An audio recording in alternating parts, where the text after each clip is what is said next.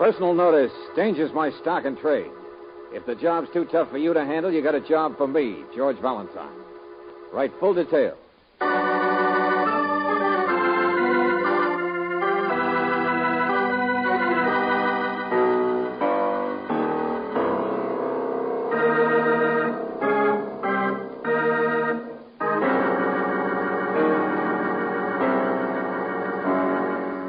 Standard Oil Company of California, on behalf of independent Chevron gas stations and standard stations throughout the West, invites you to Let George Do It.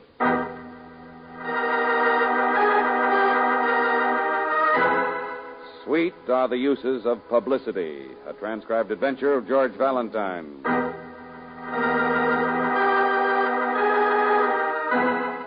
Dear Mr. Valentine, believe me, trouble I've got like the hives. Danger I've got like dandruff. But who wants to scratch either one? Why should I ruin my expectancy when there's a man like your caliber advertises he should unwrap people's loads from their backs? No answer. It's for you. You've got it. The job, it's yours. Now listen, so much for politeness. You're going to keep me from an early death. You're going to throw out of work my tombstone maker. And how? By only making yourself pleasant while I throw a party. The place? East Bay uptown. Meet you at the side entrance at 8 o'clock. The name, Jacob S. Flannery. Jake to you. That's me. The job? Believe me, Mr. Valentine, it's a job, all right. You're going to be a bodyguard. A bodyguard to a man who doesn't exist.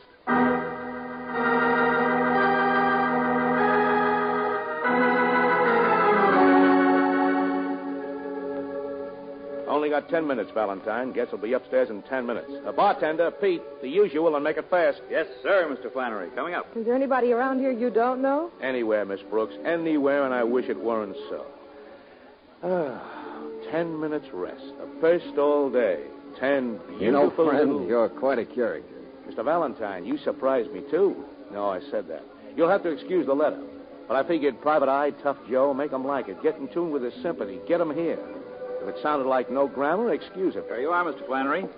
Oh, thank you, sir. The usual water? For my pills. Dietitian says they're no good. Stomach specialist does. Analyst doesn't care, so I take the advice of myself. Valentine, I get myself into a person's personality, see? I'm fluid, flexible, in harmony with the situation. Suppose you just tell us what your business is and what our job is tonight and let it go at that. But that's what I'm doing. It's me, my talent, my career. And it's all teetering in the balance. Tonight is the night. Mr. Flannery... I build romance, Miss Brooks. I give glamour where there was only gallstones, pearls out of paste. Oh, here's my card. Personality builder? Publicity, is that it? Is that what you are, publicity agent? Valentine, please. There's no person alive who can put his own best foot forward, so I do it for him. I touch up his public picture. I stick him in the public eye. Sure, publicity, press relations, whatever you like. But in 2 years, I built up a suite of 10 offices. You'd be surprised at some of the clients I... Skip it, please. Caleb Romano.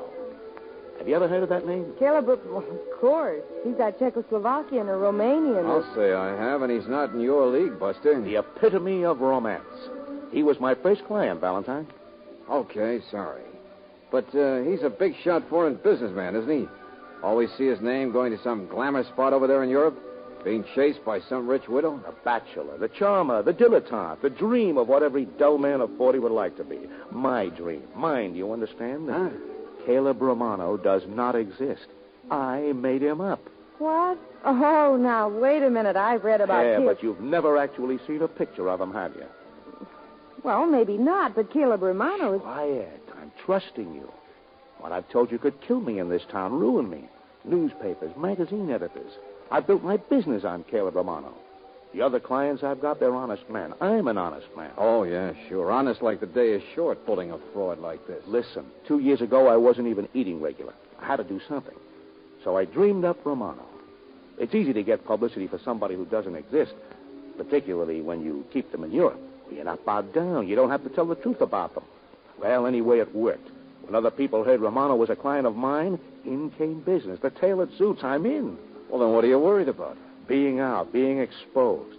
I made the mistake of having him come to the U.S. incognito. Reporters are beginning to get puzzled. They sniff around. He's been an albatross around my neck. Frankenstein built a monster, and now Frankenstein's monster Haunts me. I try to forget him, drop it. They won't let me. It's every day. Where's Romano? Press agents grab me and say... Now, wait a minute. Calm down, will you? This party tonight upstairs, and this bodyguard to nobody stuff, and your letter... I said tonight's the night. Caleb Romano is going back to Europe to retire forever. Tonight, we lay the ghost. What? It's a farewell party. The whole press in town is invited. Columnists, the works. I say I've got a surprise for them. A chance to say goodbye to the man they've been itching to meet. Only, of course, he'll be regrettably detained and forced to dash straight for the boat instead. So they don't know it, but they'll never meet him in the first place. You get it? Genius. Sheer genius. Desperation, that's all. Be sarcastic, but help me. Please help me. Stand by if I need you, in case any of that bloodthirsty mob up there won't swallow the sweet talk and demand they gotta see him. Mr. Valentine, believe me, not even I've got this far before. Takes help to give a party for nobody.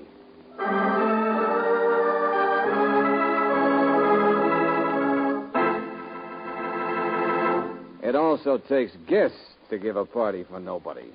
Don't look now, Mr. Flannery, but I don't see anybody but the waiter. The gentleman of the press left, Mr. Flannery, just a moment ago. Apparently, they received a phone call. I don't know what this party of yours was Stop to be, waving but... your arms. What phone call? Yes, sir, of course, sir, but apparently they had an opportunity to meet someone they wished to meet. I can't say as I blame them. I've been fascinated by the stories about him myself. Hey, what is all this? Yes, sir. I believe they all went somewhere together. Someone had arranged a personal interview with that foreigner, Caleb Romano. Imagine, they're going to meet him in person.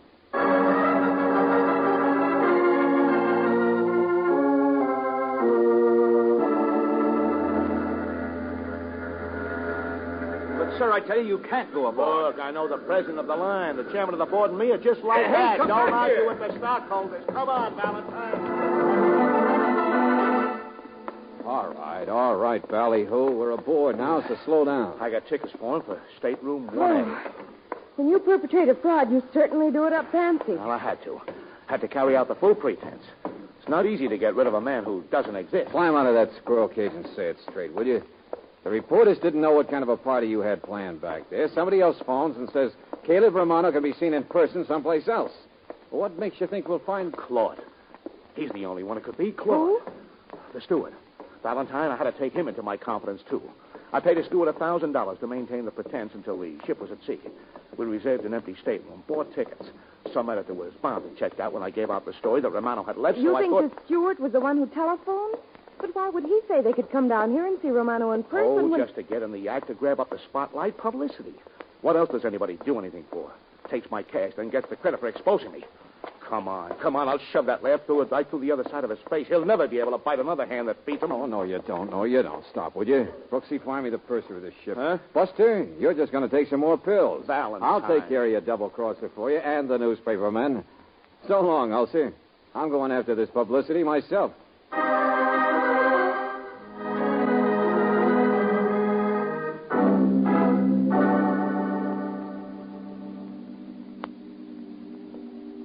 Young man, are you going to be on this ship? Oh, delightful. I was only just saying to the chambermaid, I said, how dreary the ocean must be without... I'm sorry, lady. Excuse me. I'm looking for... Oh, but that's the end of the corridor. There are no more rooms. The lady is quite correct, sir. Perhaps you are lost. There is only 1A. Well, that's what I'm looking for, 1A. Hey, you're Claude, aren't you? Yes, sir. Claude. Oh, well, perhaps you could help me, steward. Oh, lady, please. I only wanted a cup of bouillon. Excuse me. In just a moment, madam. No one is to be admitted to cabin 1A, so the gentleman doesn't wish to be disturbed. Buster, where are the reporters? I beg your pardon, sir? Look, I work for the same guy you do, Flannery. Did you call reporters? Really, sir, I don't follow you. I haven't seen a single gentleman of the press aboard this ship. Oh, you haven't, huh? Oh, no, sir. Everything's gone beautifully, just beautifully. If you're on the inn, as we say, you may tell Mr. Flannery we've done a masterful job of his little deception. You have? Oh, yes, sir. See, even dummy suitcases outside the empty cabin, and I have the only key. You may tell him no one has come near here. Now, if you'll excuse me, sir, the lady's bouillon. Yeah, sure, go on. There's a companionway up there for you to get back up to the deck, sir. Yeah. Cabin 1A, huh? Masterful deception.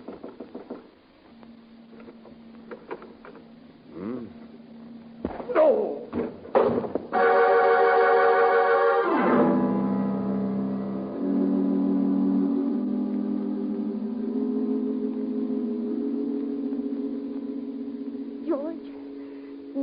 George, George, the ship has sailed. I'm trying to tell you, the ship has sailed. I can hear you.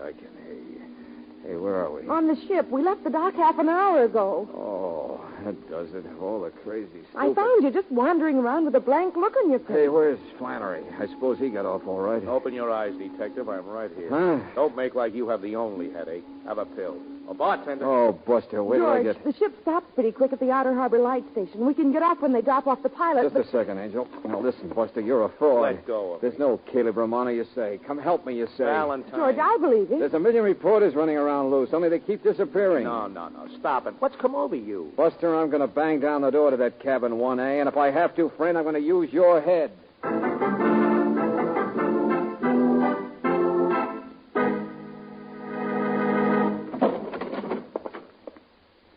There, you see?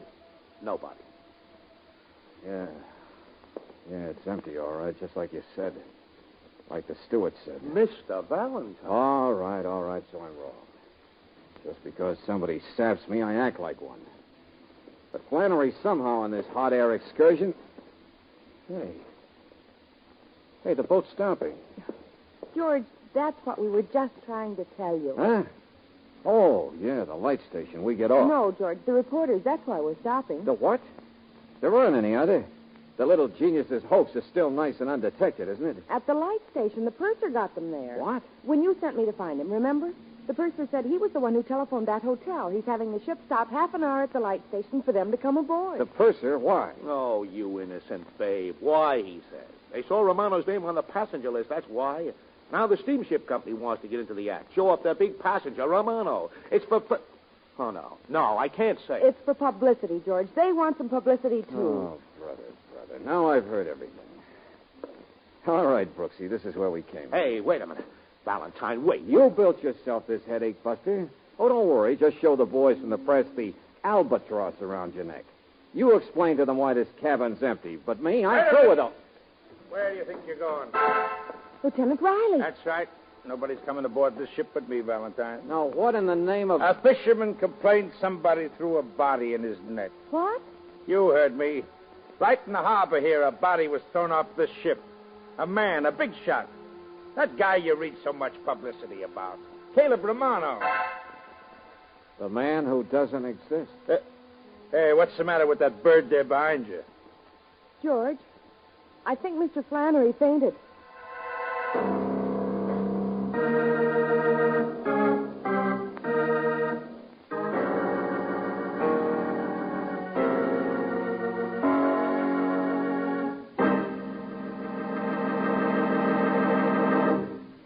Return to tonight's adventure of George Valentine in just a moment. Every time you have to use the choke to get your car started, don't forget it results in extra engine wear as well as a delay in time. And what makes an engine hard to start anyway? Often it's the fault of gummy gasoline. Gummy gasoline? Yes, indeed. It's caused by the impurities that exist in most raw gasoline. But Chevron Supreme is the gasoline that is super refined to prevent engine sticking gum, to keep spark plugs, rings, and carburetor free of this contaminant. That's why Chevron Supreme gives you that new car feeling. Not only faster starting, but quicker pickup in traffic and ping-free power on the steepest hills. Just try super refined Chevron Supreme. It's the gasoline that gives you full mileage in the kind of driving you do. Buy Chevron Supreme at independent Chevron gas stations and standard stations, where they say and mean, we take better care of your car. And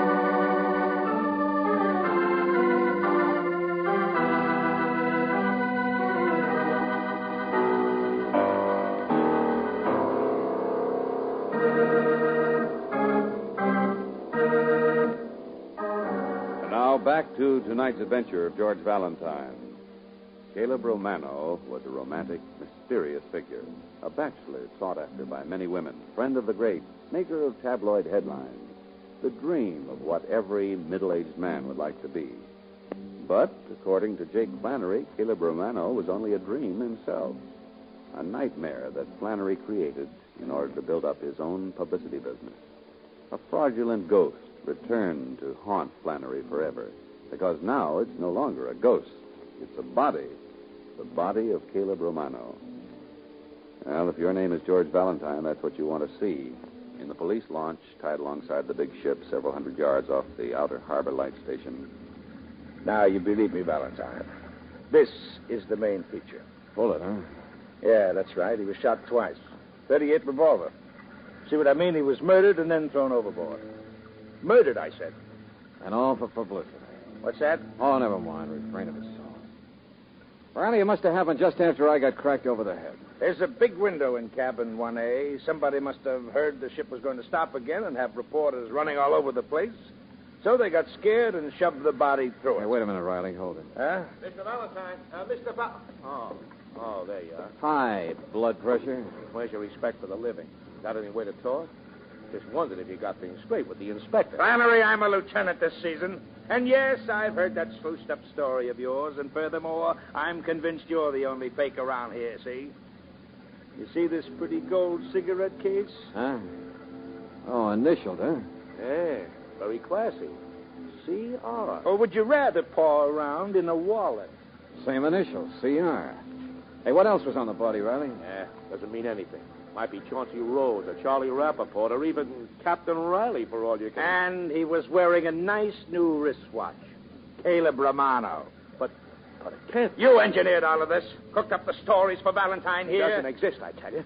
I don't know why that stuff's on him. Well, who collects now that Romano's dead? That's all I want to know. No. Listen to me. It's not true. And don't give me any more that don't exist stuff. I know, see? I read an article once about Romano in a magazine myself. I wrote that article myself. I made it up. And, friend, I'm going to write you a nice long ticket. Hey, cut it out, both of you. Huh?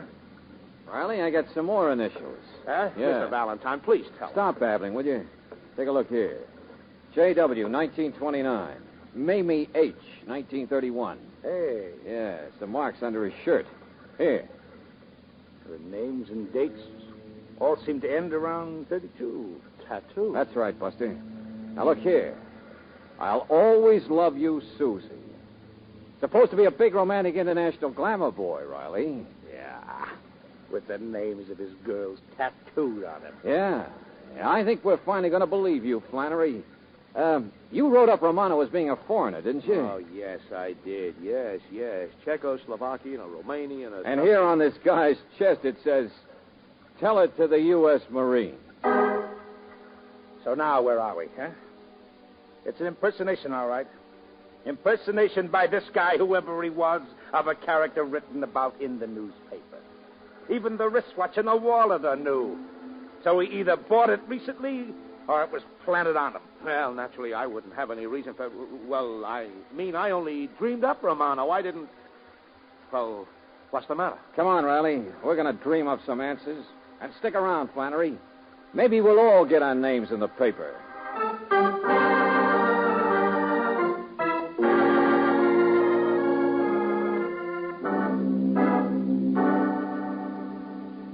But I'm trying to think, Mr. Valentine.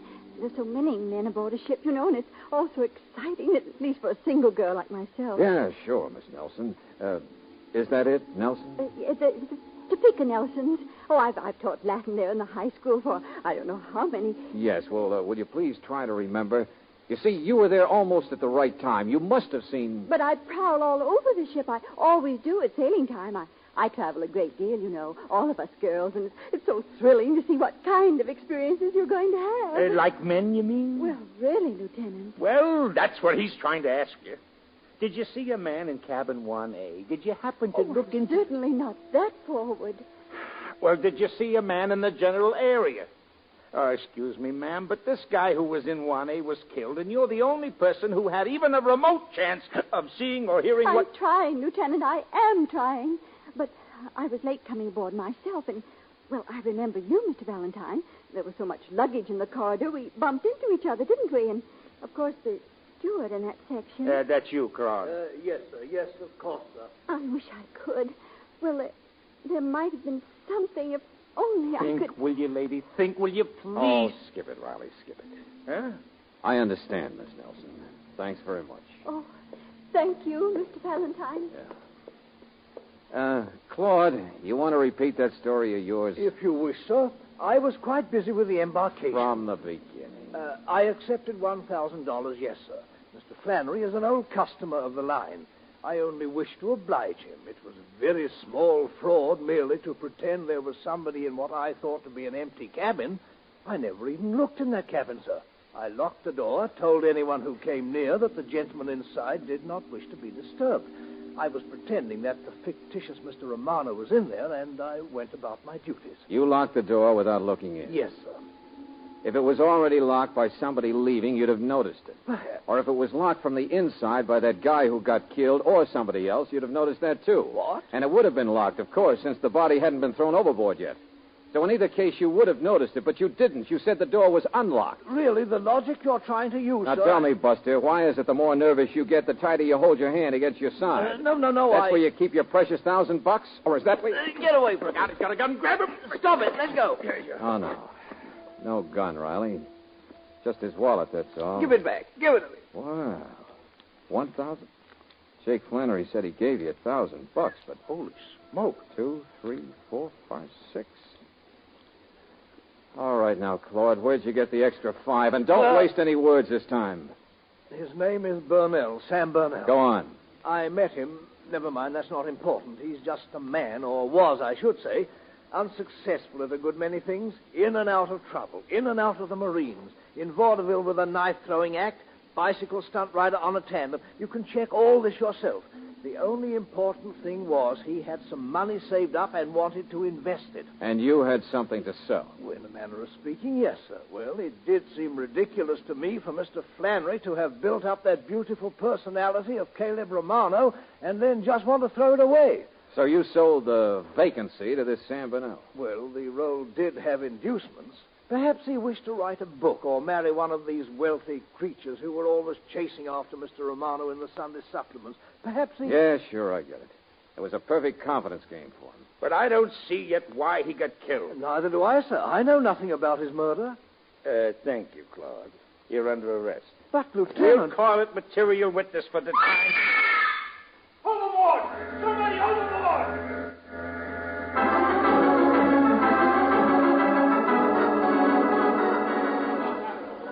George, it's that little school teacher. Somebody pushed her. You can't just fall over that rail. What's the matter with the lights? Get a light down there! Miss Nelson, huh? She did know something. She did remember She'd be on the something. surface if she were alive, wouldn't she? Sail her down there now. I wonder where Flannery is. The tide's running offshore, Lieutenant. It's carrying her out. We'll get that launch going. Come on, come on. Oh, George, maybe she never even guessed what it was she saw or heard that was important. Come on, hurry up, Valentine. Go on. Don't wait for me. George? I got something else to do, Angel. So long. I'll see you later. You heard me, Buster. Give me that boat. I'm going ashore.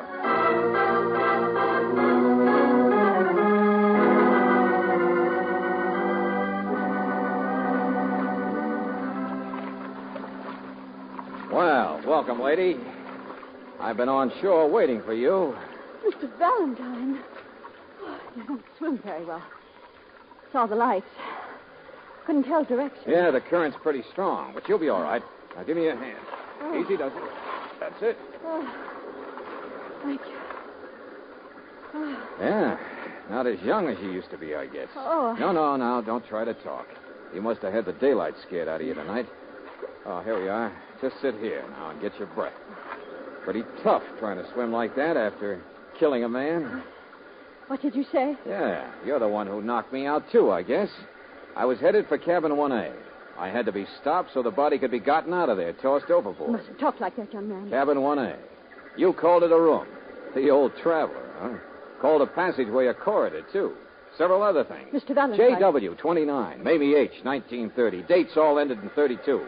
None after, I noticed that. No. What happened then? Claude says Burnell tried vaudeville with a knife-throwing act. That takes a partner. Bicycle stunt rider for a while, on a tandem.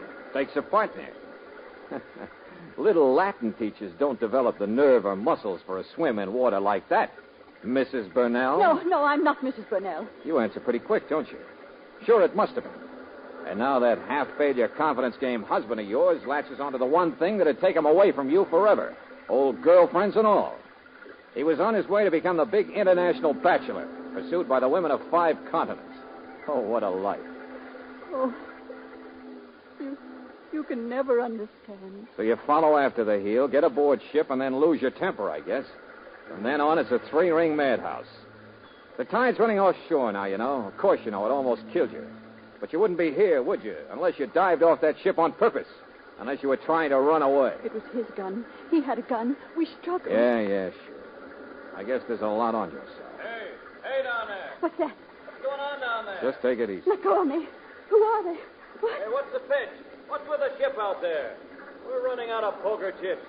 You just come from that ship out there? Reporters, that's all, Mrs. Burnell. From the Outer Harbor Light Station. Every reporter in town still waiting. Hey, what is it? What's up? I tell you, we're getting pretty sick and tired of these publicity gags.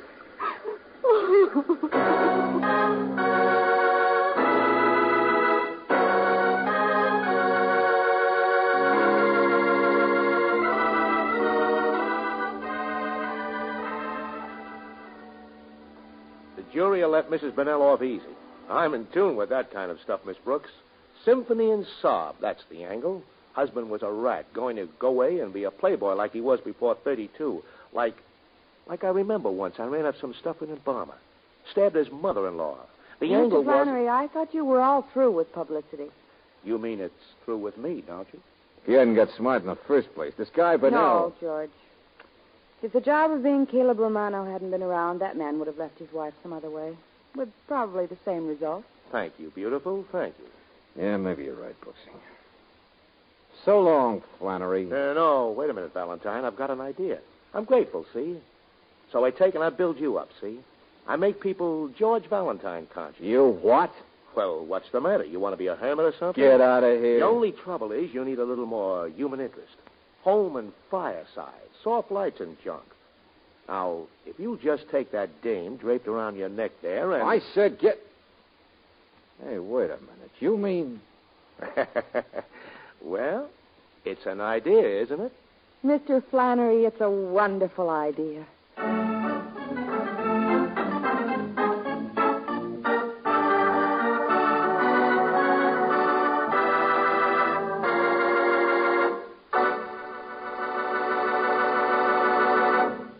Imagine how you'd feel if you found that your car's fuel tank had a slow leak and that you were losing 1 gallon of gasoline out of every 10. Expensive? You bet. But many motorists are losing that much gasoline simply because of worn and neglected spark plugs. At 35 miles an hour, your car's spark plugs have to fire about 5,000 times a minute, and in a temperature ranging from 2,000 to 3,000 degrees Fahrenheit. No wonder the porcelain sometimes cracks. No wonder the plugs need cleaning and resetting periodically. In fact, if your spark plugs have traveled more than 10,000 miles, chances are you'll be money ahead by getting new Atlas Champion spark plugs. They have the finest insulating material ever developed for spark plugs, and efficiency beyond that of any other spark plug. So, to prevent gasoline waste and for better engine performance, go on Atlas Champion spark plugs and have them inspected at regular intervals. Get this car saver service at standard stations and independent Chevron gas stations where they say and mean we take better care of your car.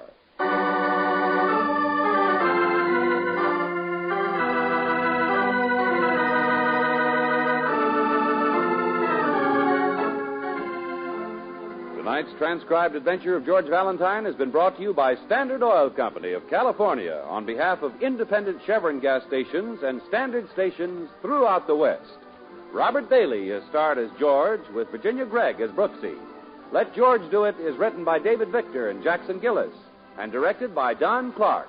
Wally Mayer as Lieutenant Riley. Eddie Marr was heard as Flannery. Lee Patrick as Mrs. Burnell. Eric Snowden as Claude. And Bob Bruce as the reporter. The music is composed and presented by Eddie Dunstetter. Your announcer, John Heaston. Listen again next week, same time, same station, to Let George Do It. This is the Mutual Don Lee Broadcasting System.